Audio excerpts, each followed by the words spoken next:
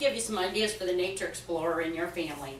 First of all, the attire. You might buy them a nice hat. You can see here I've got a hat, some shirts and pants, of course. This is a shirt that has sun protection in it, and it has all kinds of snaps and such, so I can roll it up. These are zip-off types of pants, so I can either wear pants or shorts, and then, of course, some type of a sturdy hiking shoe.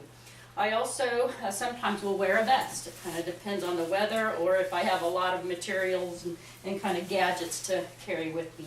So all of those things. I carry a lot of stuff with me because I like to do a lot of exploring. So obviously some type of a bag would be good, either one of these, really lightweight backpacks. My favorite bag is this little one, actually, and then I can put my books and such in there, and I can carry it right along with me as I'm hiking. It's really easy to carry. Or I do have a bigger field bag that I might use, or even a backpack that you could use. If you have a kayaker or a canoeer in your family, you might consider a dry bag like this. Or this dry bag actually fits a map and your phone, so that you can kind of carry those without getting them wet. So all of those things that might be useful. I usually split my ideas here into 4 categories. So the first one would be to hydrate. So get them some things that they need to hydrate. I always carry bandanas with me, and a lot of times I'll wet them if it's really hot and just kind of roll it up and put it around my neck, and then that cool water actually helps to cool you in the summertime. So that's an idea, is some bandanas. Of course, some type of a water bottle. I like a water bottle that I can actually clip on my loops to keep my hands free as I'm going along. So hydration. The other one then would be protection, and it seems kind of obvious, but some type of a lip balm. We have sunscreen, we have insect repellent, of course.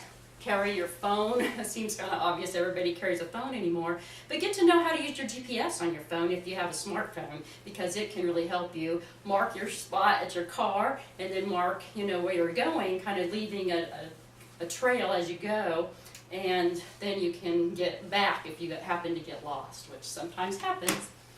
The other protection would be maybe you need a rain suit or some type of rain gear if it's a rainy day. My favorite part of it is the last 2 categories, which is reference and document. Lots of reference materials, and I can show you from my bag what my favorite ones are. Of course, I am a horticulturalist, so I have plant books.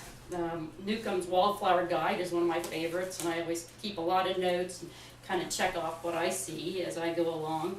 I also have a little handy tree book, a tree key that I can use. This is a little small book that I can carry easily on butterflies and moths.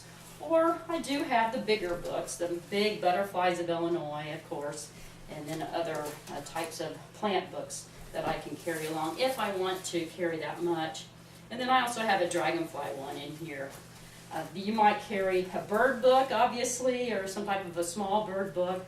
Or maybe just as reference, not to use as you're hiking, but you use to plan your hiking trip, some type of a book that's going to show you where the trails are. And this is an excellent one for Illinois, which is called Exploring Nature in Illinois. So those are kind of the reference materials. The last one then is to document your time in nature and to really communicate with nature. So of course, I'm going to have my binoculars, and these binoculars actually fit on my back like this, because I have this special strap. Well, I've got to have it in the front. Once you figure it out, it's fine. So then you have your binoculars that you can have right here, easy. I have a camera, of course, or I can use my cell phone, so I have a selfie stick for that. I also like this new little tripod type of thing I have. It will fit a camera, or it will fit my iPhone, and it has a remote that actually hooks to the Bluetooth of my phone, so that I can set it away and then take pictures of myself or of other things that I want to take a picture of. And then finally, I often will carry a little magnifying glass with me as well. The other document then is I like to have just a little notepad Sometimes if I'm going out, I really like to journal, so I might actually keep some notes in that. Or if you have kids, you might want to take some colored pencils or crayons and maybe some type of a sketch pad, or even some little color paints that you could take along for them to do and to document that time as you're out in nature. So just a few ideas as you're trying to buy gifts for the Nature Explorer in your family.